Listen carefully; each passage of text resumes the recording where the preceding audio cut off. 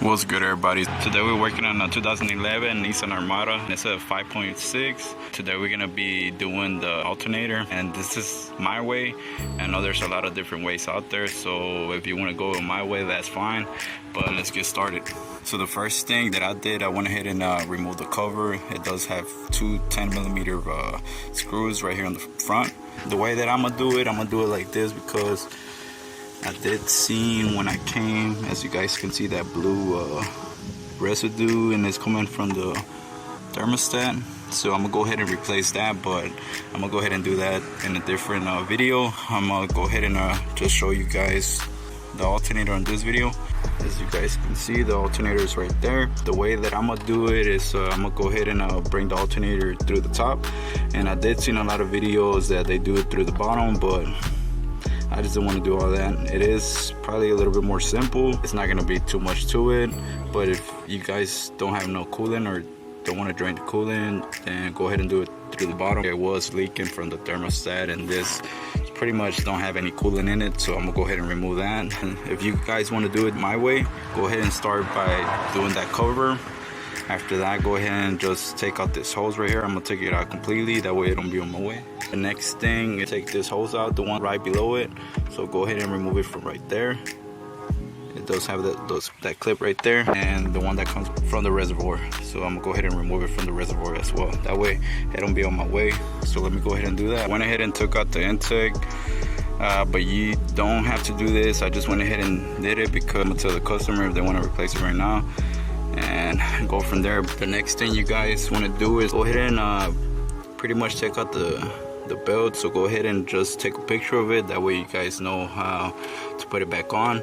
The pulley for the tensioner is this one right here, right on top of the alternator. It's gonna be 14mm for that one, and to take it off, you're gonna do it to the left, and just go ahead and pull it to the left and just go ahead and take it off.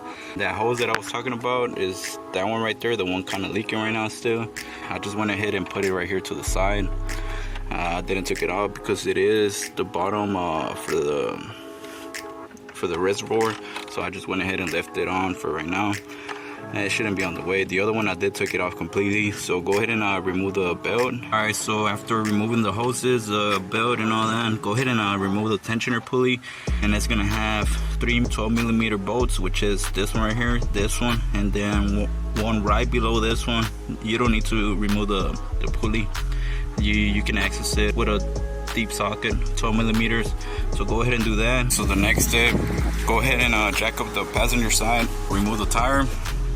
And the way that I did it is grab an extension, a swivel, and 12mm to take out the power side from the alternator. And I'll show you guys real quick.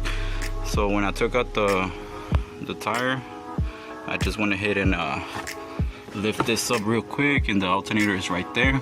Power wire is right there as well, as you guys can see. Let me see if I can focus it. So that right there is 12mm. So just go ahead and pull it back. I already took it out. So when you take it out, just go ahead and take that one off first. And one thing that I did forget to tell you guys, sometimes I kind of jump into to working. But before removing that bolt, go ahead and make sure you guys remove the negative side on the battery, because if not, you can damage something. Because right here it is pretty close to the power steering if you put a socket, so you might short something out. So make sure you remove the negative side from the battery. So after doing that, go ahead and remove the connection right here. Go ahead and squeeze that right there on this side, and just kind of pull it back. And I said remove this one because it is a little bit uncomfortable to try to remove this one first. So go ahead and do that, and then remove this connection, and then we're gonna get back to the top of the vehicle.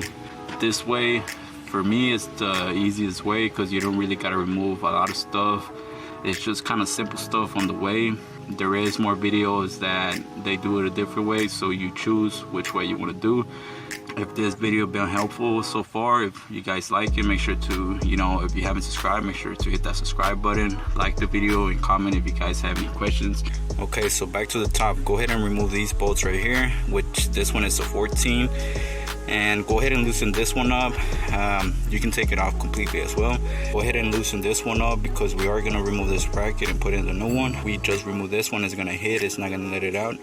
So go ahead and remove this one as well. So these 3 bolts right here, these 2 are 12s and 14. So I went ahead and removed this bolt completely. Went ahead and removed this bolt right here on the bottom, and on this side it has 2. I thought it had 1 only.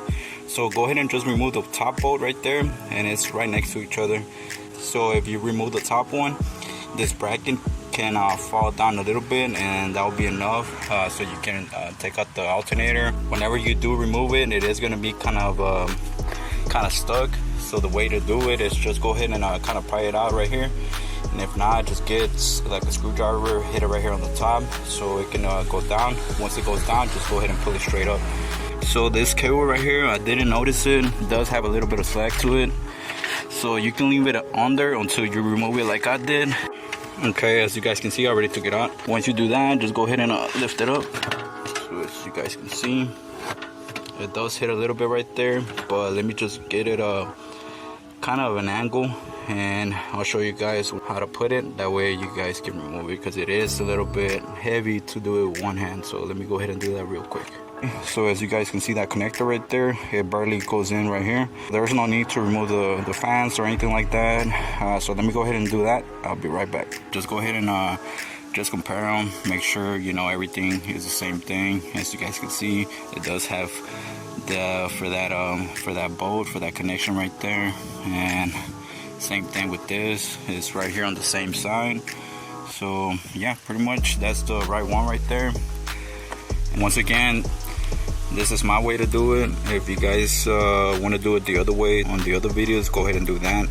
But to me, this is the simplest way. It does have a lot of room here, and you probably can get away with not removing this hose and just probably putting this to the side and just bringing it out here. But I don't know, I just went ahead and did this because I do have to replace thermostat. So yeah, go ahead and put everything back. To bleed the system is kind of easy, it ain't nothing to it. Ready to put the coolant, just go ahead and open it up, go inside the car, put the key forward, put it in the lowest setting for the heat, and put the heat on the max. Just go ahead and put the coolant slowly. After you top it off, just wait for like 5 minutes and top it off again and turn on the car.